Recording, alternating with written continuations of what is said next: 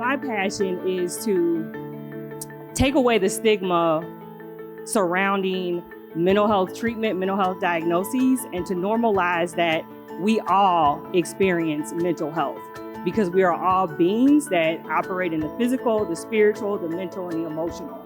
You cannot identify a physical medical diagnosis that is not exacerbated by stress. And so having this conversation with the future and having this conversation to the future is what's going to create the movement of change in our community, which is going to create better cities, better towns, better neighborhoods, and just a better world for all of us to live in. Some of the biggest factors that are impacting us is definitely social media and what is published on social media. Not what we publish, but also what people are publishing about our generation, because a lot of things are negative, and seeing negative things is going to make us have a more negative impact on our community, most definitely. But I will also say in schools, microaggressions, because I know kids my age, one moment you're friends with somebody and the next you're not, and then everybody's not friends with you just because of one single thing that happened.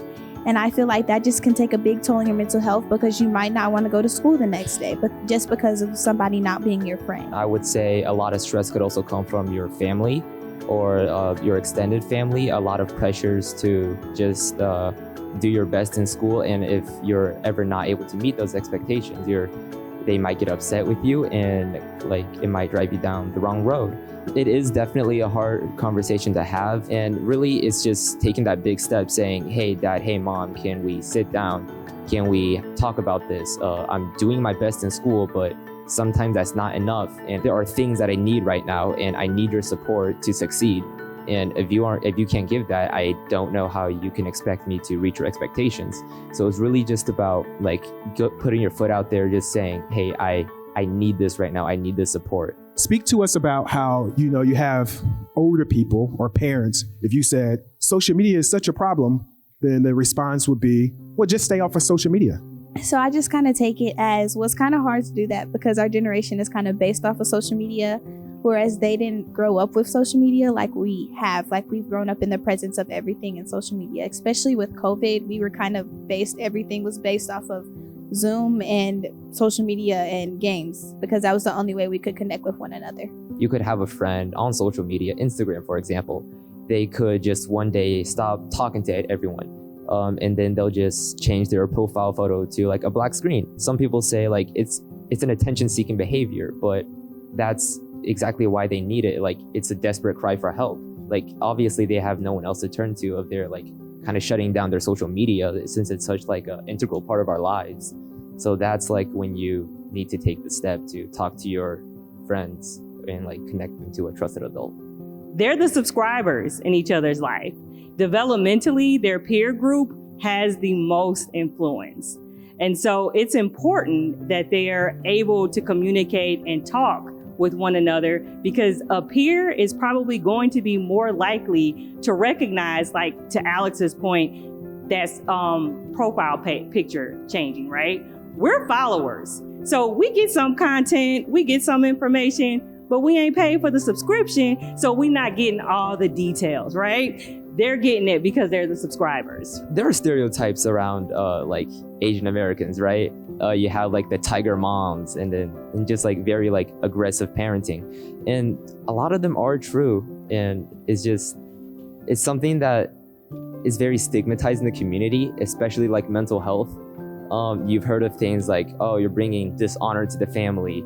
We're very traditional in the way we approach a lot of our problems. You're hurt, rub some dirt on it. You got a bad grade, work harder. And a lot of times it's the children are afraid to speak out because they're still your parents. You still respect them and love them. And seeing them get upset with you isn't something that you really want to be in the middle of. So in the end, you just kind of swallow, you just kind of eat your losses and just move forward. But over time, it really does build up. And I've seen people snap. I've seen people just break down crying in the middle of something. And that's when this is a problem. This is an epidemic in the community. It doesn't take a lot to change your outlook in life. It could just be somebody extending a hand to help you through something, to bring you out of a dark place.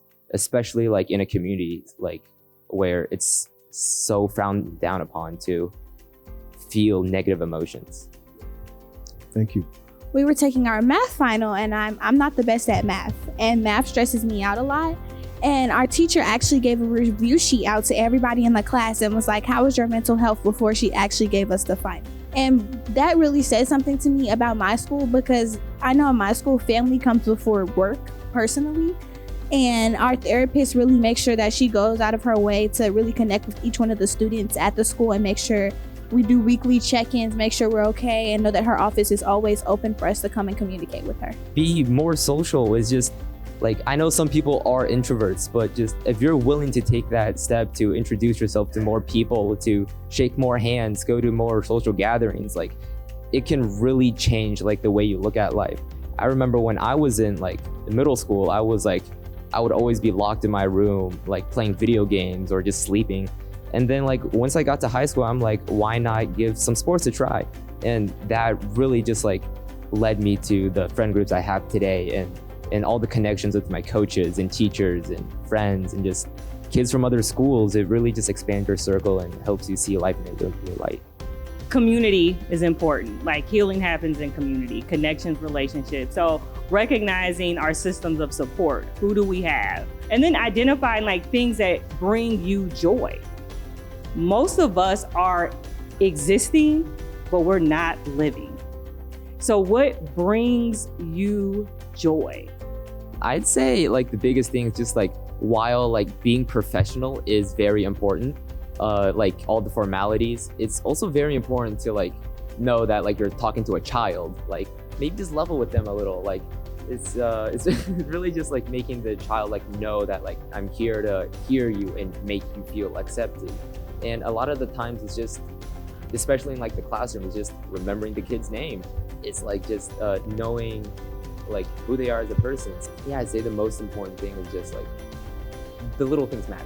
The little things do matter. Little things matter. Feeling like we're being heard, like Alex said, not just staring at me, maybe just making some connections while I'm talking to you, like, yeah, I get that, or I understand, or just being heard. And also not belittling us while we're talking to you about our mental health, because when you make us seem like, oh, it's okay, it'll go away eventually, or you'll be fine in the long run, but what if we're not in the end?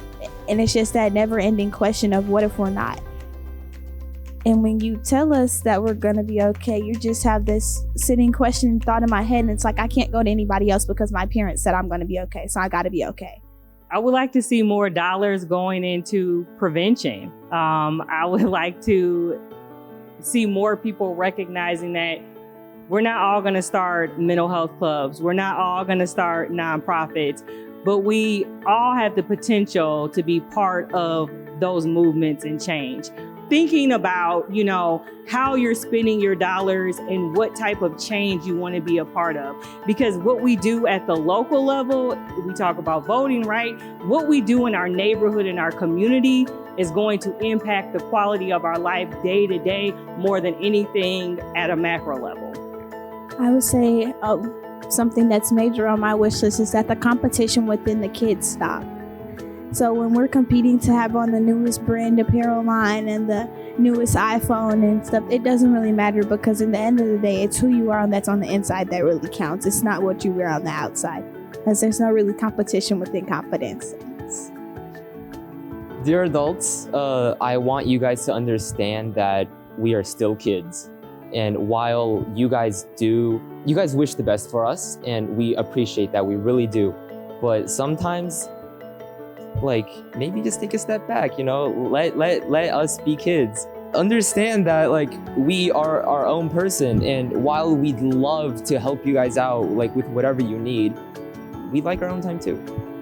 Dear adults, please listen to us when we come to you, and don't belittle us while we're talking to you. Make sure that we feel heard, and maybe even check up on us once in a while. Let us know that it's okay to have bad days, and it's okay to have days that we don't need to go to school, or we just need to sit in our bed and maybe have a day with just our parents. And just let us know that that's okay to have those moments, and it's okay to not be okay.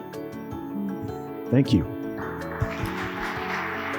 Adult to adult, we have to remember that each person is the expert on themselves, right? It doesn't matter how young or how old they are. No one can tell another person what they're feeling and what they're experiencing, who they are, and what they're gonna be and what they're gonna do. So we need to listen.